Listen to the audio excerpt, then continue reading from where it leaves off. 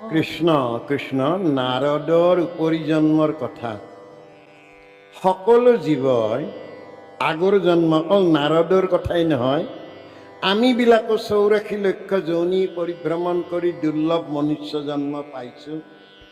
এই নাৰদৰ উপৰিজন্মৰ কথা কৈ পেলাই তেওঁ কৈছে মই এই দ্বিজ দাসীৰ কুমাৰ আছিলোঁ, কিন্তু মোৰ এনে সৌভাগ্য হ'ল যে 4জন সন্ন্যাসী আহিল বাৰিষা কালত আৰু তেওঁলোক কৃষ্ণৰ ভকত। মই তেতিয়া 5 বছৰীয়া ল'ৰা, তেওঁলোকৰ কিবা কাম লাগিলে মোক পাছে, মই তেওঁলোকৰ কামবিলাক কৰাই দিওঁ আৰু আজৰি সময়ত কি কৰোঁ, মই শুনো কৃষ্ণ কথা নিথে কৰন্ত কীৰ্তন। মই সেই ঋষি মুনি সমস্তৰ ওচৰত থাকি মই এই দ্বিজদাসীৰ কুমাৰ হিচাপে সন্ন্যাসীবিলাকৰ ওচৰত কৃষ্ণৰ ভক্তসকলৰ ওচৰত মই অনবৰত থাকোঁ। তেওঁলোকৰ মই ইটো সিটো কাম কৰি দিওঁ আৰু তেওঁলোকৰে ৰোৱা থোৱাবিলাক মই খাওঁ। এনেবোৰ কথা অকল মই মুখেৰেই নাখাওঁ, কাণেৰেও খাওঁ। কৰ্ণকুহৰেৰে মই জীৱতৰণৰ বাণীবিলাক লওঁ। আৰু এনে অৱস্থাত মোৰ কি কৰিলে, মোৰ মনৰ মলিবিলাক দূৰ কৰি দিলে, মোৰ অজ্ঞানতাবিলাক নোহোৱা কৰি দিলে। কাৰণ সমাজত থকা যাগ যজ্ঞ পূজা পাতাল ইত্যাদিৰ ভ্ৰমবিলাক মই আঁতৰাই দিলে। গুচাইল মনৰ মলসন্তৰ সংগতি। সাধু সংগত গ'লে মনৰ পবিত্ৰতা আহে, অজ্ঞানতাবিলাক দূৰ হয়, শুদ্ধ সত্য সনাতনৰ বাটটো চিনি পায়। কৃষ্ণ হেন দেৱত পৰিল মোৰ মতি। যিহেতুকে সন্ন্যাসীবিলাক আছিল কৃষ্ণ ভক্ত, তেওঁলোকৰ কথাবিলাক শুনি শুনি মোৰো কৃষ্ণৰ প্ৰতি প্ৰেম আহিল, আনন্দৰ প্ৰতি প্ৰেম আহিল। ৰাত্ৰি দিনে গাইলোকে খবৰ গুণ যশ। অকল মই শুনাখিনিকেই ৰৈ থকা নাই, মই তেনেবোৰ কথা গাবলৈ ধৰিলোঁ। যিমানেই গালোঁ মোৰ দেহৰ শিৰাই শিৰাই সি মোক আনন্দিত কৰিলে। মনতো উপজি আহে কৃষ্ণ কথা ৰস। আনকি মোৰ দুৰাচাৰ মনটো সিও আনন্দিত হৈ পৰিল। যিমানেই কৃষ্ণৰ গুণ গাওঁ সিমানেই মই যেন আনন্দিত হৈ যাওঁ আৰু এই আনন্দত মই ৰৈ থাকোঁ। কৃষ্ণ বাপ্তাল গতিকে নয়নৰ ধৰে নিৰতনু ৰোমাঞ্চিক। কৃষ্ণৰ গুণনামবিলাক গাওঁতে গাওঁতে মোক অনুভূতিয়ে টুকুৰীয়া মগজুত ইমান সুন্দৰ। এই তেতিয়াই মোৰ চকুলো ওলাই আহে ভকতৰ সংগত পবিত্ৰ হৈল চিত। তাৰমানে দেহ বুলি ক'লে কাম ক্ৰোধ লোভ মোহ মদ মাশ্চৰ্য ঈৰ্ষা অসূয়াৰ ভাণ্ডটো সাধুসংগ অনুসৰণ কৰাৰ লগে লগে ইহঁত আঁতৰি যায়। আৰু ভকতৰ সংগত চিত্তত কি অৰ্জন হয়? বিত্ত ধন। নাম ধন দিয়া মোকে কিনাব না। এই নাম ধন যেতিয়া আহি পায় ভকতৰ সংগত হৃদয় পবিত্ৰ হয়। কিন্তু আমি পাই থকাৰ মাজতে হঠাৎ এটা আৰু অশুভ সংকেত আহিল। সেইটো হ'ল বাৰিষাৰ বনচিয়া চাৰি কৰিলা গমন। বাৰিষাৰ দিনৰ কাৰণে তেওঁলোক আহিছিল, এতিয়া তেওঁলোক যাব। আৰু হেন দেখি মোৰ উত্ৰাৱল কৰে মন। কাৰণ মই এওঁলোকৰ পৰা পাই আছিলোঁ গাইজনীৰ পিছে পিছে যোৱা দামুৰিতৈ খাই থকা অৱস্থাত গাইটোই যদি খোজ দিয়ে দামুৰিটোৰ বৰ দিগদাৰী হয়, সি গাখীৰখিনি নাপায়। ঠিক তেনেকৈ এয়া দেৱৰ্ষি নাৰদেও এই ঋষি মুনি সমস্তৰ দ্বিজৰ দাসী কুমাৰ হিচাপে তেওঁলোকৰ পৰিচৰ্যা কৰি কৰি এটা সময়ত যেতিয়া তেওঁলোক যাবলৈ ওলাল, বাৰিষা কাল শেষ হোৱাৰ পিছত তেওঁৰ মনটো বৰ ভাগি পৰিল, উত্ৰাৱল হ'ল। মই কি কৰিম? গতিকে এনেকৈ কৰোঁতে তেওঁ পিছে পিছে গতি কৰিলে। পাছে পাছে যায় কৰি কাতৰ শেষ। কাতৰতা ক'ত? তোমালোকে যি জ্ঞানৰ জোৰ এটা মোক দিলা, বন্তি এটা দিলা, বন্তি দেখো তোমালোকে এতিয়া লৈ যোৱা। গুৰু হ'ব কিছু দিও মোক উপদেশ। তোমালোকে গুচি গ'লেই কিন্তু নহ'ব, মোক অকণমান উপদেশ দিয়া। ময়োতো তৰিব লাগিব সংসাৰত। হেন বা পাতকী সংসাৰ কতৰ আঁকি। এই সংসাৰত মই এটা দাসীৰ পুত্ৰই তোমালোকৰ সংগ লাভ কৰি যি পালোঁ, এই জ্ঞান বন্তিত তুমি যদি লৈ যোৱা, মোৰ ভকতি প্ৰদীপ নোহোৱা হৈ যাব। গতিকে এই ভকতি প্ৰদীপটো তোমালোকে লৈ নাযাবা, মোক দিয়া। হেন বা পাতকী সংসাৰ কতৰ আঁকি, কুনিয়া সদয় ভৈলা চাৰিও সন্যাসী। এই 5 বছৰীয়া ল'ৰাটোৰ হৃদয়ত যি আত্মজ্ঞান উপলব্ধি হৈছে, ময়ো তৰিব লাগিব। আনন্দিত হ'ল। ধন্য তুমি। মাত্ৰ 5 বছৰ বয়সত আমাৰ লগত এইকেইটা দিন শুনোতেই তোমাৰ হৃদয়ত আত্মবোধ জাগৃত হৈছে ভগৱন্ত। আৰু আমি আজি যাবলৈ ওলায়ো কিন্তু আমিও আনন্দিত হৈছোঁ, কাৰণ তোমাক আমি দি থৈ যাব লাগিব। গতিকে এয়া শুনিয়া সদয় ভৈলা চাৰিও সন্যাসী, তেওঁলোক বৰ আনন্দিত। 4জন কোন? জ্ঞান, বিজ্ঞান, তদং, ৰহস্য, ধৰ্ম, অৰ্থ, কাম, মোক্ষ। গতিকে এই মহা সন্যাসীবিলাক, ইহঁত সন্যাসী, ইহঁত মহাশূন্য, বিষয় শূন্য, বাসনা শূন্য। এওঁলোকৰ এই আলাপত এওঁ আনন্দিত। এতিয়া কি কৰিছে? উলটি ধৰিয়া মোক কৰিয়া আশ্বাস। এই 4জনে কিন্তু এওঁলৈ চালে যে 5 বছৰীয়া ল'ৰাটোই আমাৰ পিছে পিছে আহি এই কাতৰ অনুৰোধ কৰিছে, সি যেন জীৱনত তৰিব পাৰিব। ধন্য। উলটি ধৰিয়া মোক কৰিয়া আশ্বাস, পৰম ৰহস্য কথা কৰিলা প্ৰকাশ। যিটো ৰহস্য জানিব নোৱাৰি, তেনেবোৰ কথাও মোক কিন্তু তেওঁলোকে ক'লে। কি বুলি? কহিলন্ত ঈশ্বৰ ভকতি মহাজ্ঞান। ভকতিৰ জ্ঞান পোৱাটো বৰ টান। এই জ্ঞান, মহাজ্ঞান তেওঁক দিলে। কি? যেন অন্ধলাক দিলা দিব্য চক্ষু দান। আমাৰ এই চকু দুটা চামৰাৰ চকু। এই চকুৰে দেখাবিলাক আমি মায়াহে দেখো। এই মায়া চকু মুদি কিন্তু জ্ঞান চকুৰে দেখা পায়। এনেবোৰ কথা অৰ্জুনকো কৈছিল যে সখী, তুমি আচলতে মোক দেখাই নাই। বোলে সখী কি কোৱা? মই দেখি আছো।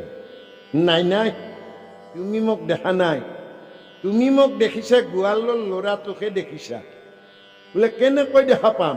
বোলে তুমি চকু মুদি দিয়া।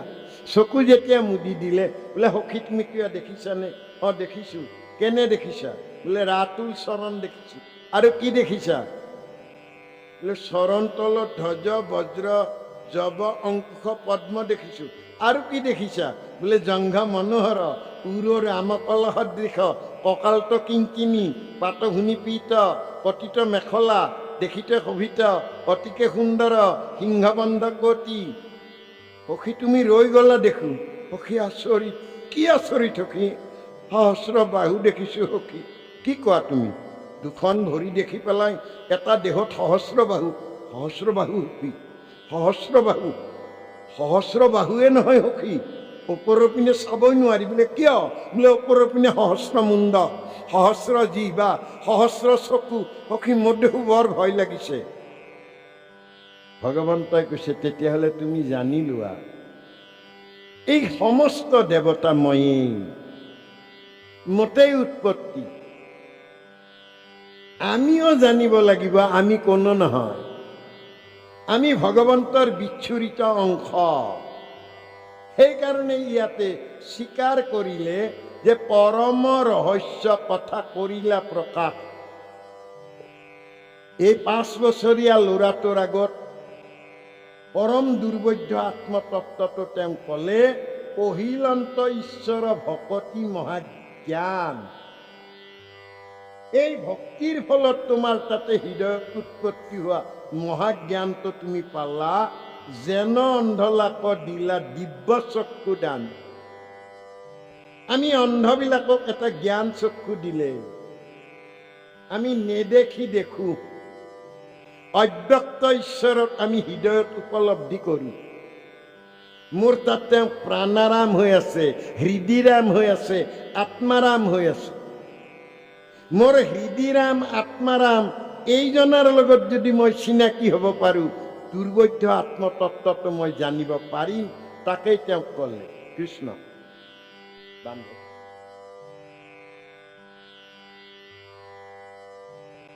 বান্ধৱ কৃষক মই ভৈলো ঋষয় আন দেৱ ধৰ্ব কদে শিলো মায়া মায়া এৰা মাছিলত বৃদ্ধা বাত্ৰী প্ৰতি পাৰি মুক দংশিৰে সৰ্পেতে হো গৈলা পৰ লোক এন দেখি আবাৰায়ো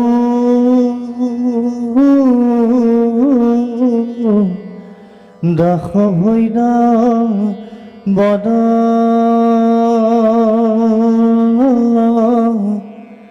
উত্তৰ দিশক লাগি কৰিলো গমন এৰাইলো নগৰ গ্ৰাম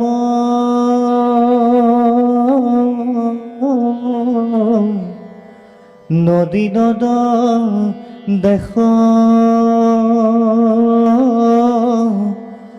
ঘূৰৰ নত ভৈলো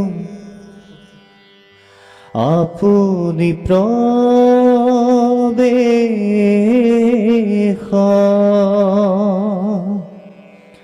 বন মধ্যে দেখিলো শ্ৰিত সৰোবৰ স্নান পান কৰি ভৈলো সুস্থ কলেৱৰ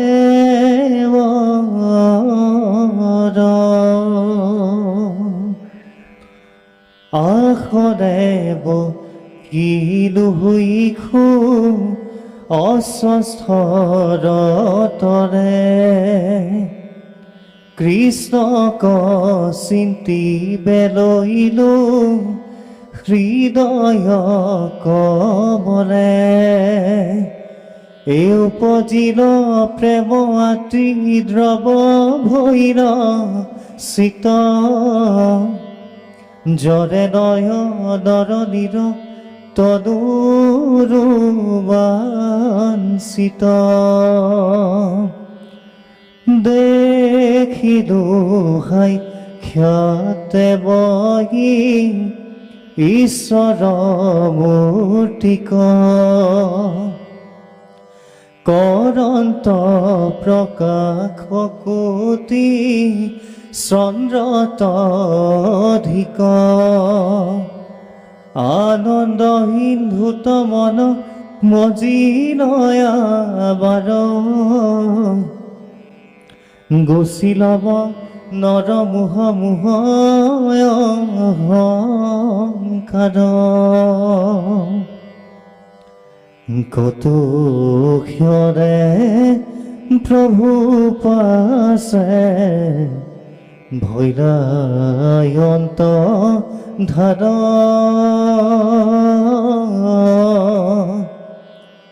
কৃষ্ণ কৰে দেখি দূৰাই দূৰাই ধৰো ধ্যান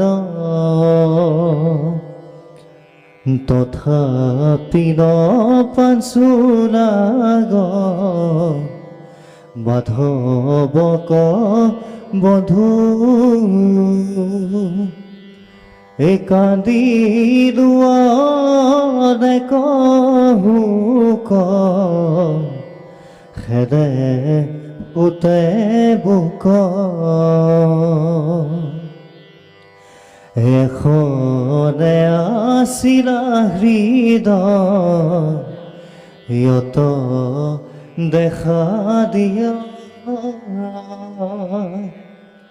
কৈক গৈলা বন্ধু বুলি ঢাকুৰিলো হিয়া অনন্তৰে আকাশত শুনিলো বচন এৰিও মুক লাগি বালক নন্দন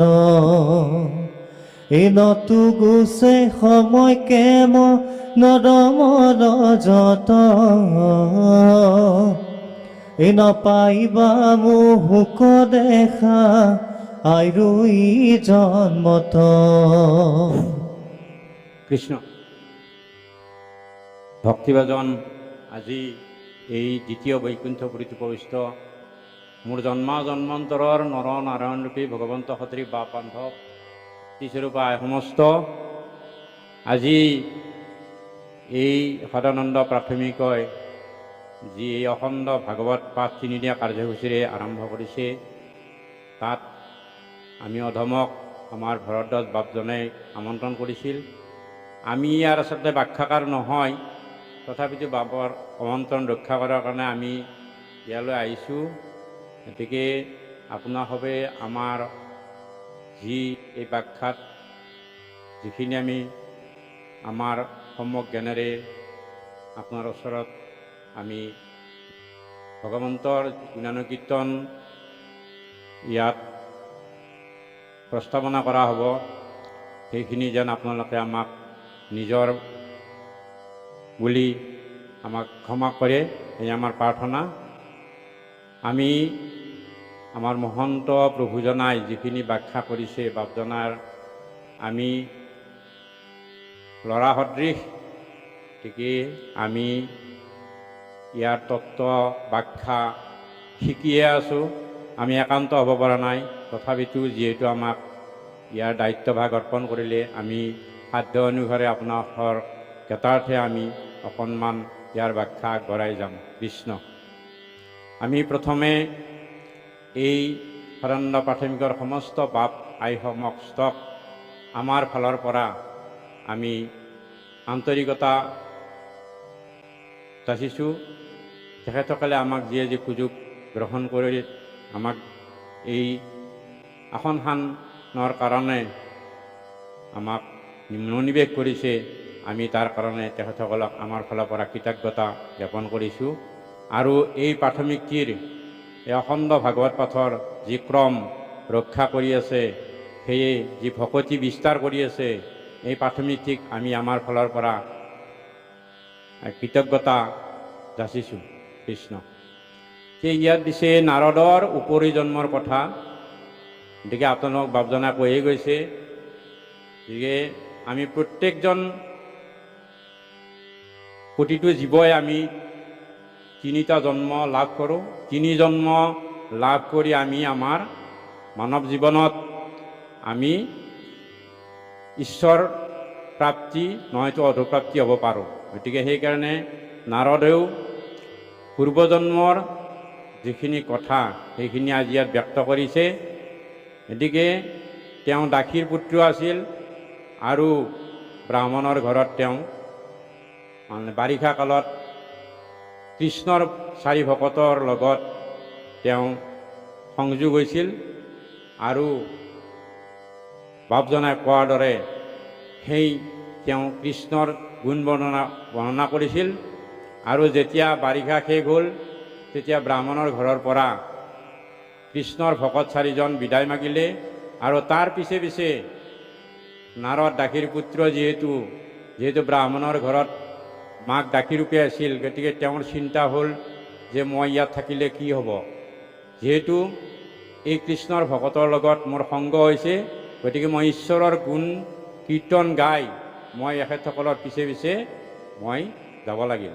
গতিকে সেইমতে আজি এই তেওঁলোকৰ পিছে পিছে নাৰদ গুচি গ'ল আৰু যেতিয়া গ'ল তেতিয়া পিছফালৰ পৰা চাই দেখা পালে যে আমাৰ লগত সেই অবুধ বালকজন আমাৰ সংগত আহি আছে, গতিকে আমি তেওঁক উপদেশ এটা দিব লাগিল, নহ'লে তেওঁ আমাৰ লগতে গুচি যাব। গতিকে যেতিয়া তেওঁক মানে উপদেশ দিলে যে ক'লে যে তুমি আমাৰ লগত আহিব নালাগে, কাৰণ আমি সন্ন্যাসী ব্ৰাহ্মণ, গতিকে আমাৰ য'তেই ৰাতি ত'তেই কাটি, গতিকে তুমি ভগৱন্তৰ নাম গুণগান কীৰ্তন কৰাৰ কাৰণে তুমি এই উত্তৰ দিশলৈ যোৱা, আৰু উত্তৰ দিশত গ'লে তুমি এখন ঘৰ মানে অৰণ্য পাবা, আৰু তাত তুমি এটা বিচিত্ৰ সৰোবৰ পাবা, আৰু সেই বিচিত্ৰ সৰোবৰৰ মাজত তুমি এজন অস্বস্থ গছ এডাল পাবা, তাত তুমি বহি ভগৱন্তক চিন্তা কৰিবা, আৰু ভগৱন্তক চিন্তা কৰিলে তুমি তোমাৰ হৃদয়ত তোমাৰ যি কামনা সমস্ত পূৰ্ণ হ'ব। সেই আমাৰ ভক্তি, এতিয়া আমি ভক্তি আমাৰ ভাৱনাত আহিব লাগিব। বাপজনে আগতে কৈয়ে গৈছে ভাৱনাতহে ভক্তি লাভ হয়। গতিকে আমি যদি ভক্তিমুখী হওঁ তেতিয়া আমাৰ নিশ্চয় আমাৰ ভক্তি সাৰ্থক হ'ব। আৰু সেই নাৰদে আমাৰ যি নৱপ্ৰজন্ম, আমাৰ যি বাপ সমস্ত সকলোকে আমাক উপদেশ দিছে ভাগৱতৰ যোগেদি, যে নাৰদেও ঠিক তেনেকুৱাকৈ ভক্তি লাভ কৰিছিল আৰু তাক ইয়াত বৰ্ণনা কৰিছে। আৰু যেতিয়া তেওঁ এই কৃষ্ণ ভকত 4জনৰ কথামতে তেওঁ উত্তৰ দিশত গ'ল, তাত এটা মানে জংঘলৰ মাজত বিচিত্ৰ সৰোবৰ দেখা পালে, আৰু এই বিচিত্ৰ সৰোবৰৰ যোগেদি তেওঁ তাত কৃষ্ণক ধ্যান কৰিবলৈ ল'লে। আৰু কৃষ্ণক ধ্যান কৰি থাকোঁতে তেওঁ ঠিক সপোনত দেখাৰ দৰে তেওঁক ভগৱন্তই নিজেই চতুৰ্ভুজ ৰূপ ধৰি সাক্ষাৎ কৰিলে, আৰু সাক্ষাৎ কৰি তেওঁ ক'লে যে তুমি এই জনমত মানে তুমি সাধনা সিদ্ধি লাভ কৰিব নোৱাৰিবা, যে তুমি পূৰ্ব জনমত অহা জনমত তুমি পুনৰ মোক তোমাৰ লগতে পাবা। গতিকে তেওঁ চটমটকৈ সাৰি পালে সপোন দেখাৰ নিচিনা, আৰু তেওঁ পুনৰ ঈশ্বৰ অন্তৰ্ধান হোৱাৰ লগে লগে তেওঁৰ হৃদয় কমলত যি কৃষ্ণৰ পাদপদ্ম, যি 4 অস্ত্ৰ লৈ ভগৱন্তই দেখা দিছিল, তেওঁ কান্দিব ধৰিলে, আৰু তেওঁৰ ধ্যান ভংগ হ'ল, আৰু তেওঁ শোকত হৃদয় ফাটি গ'ল। কৃষ্ণ।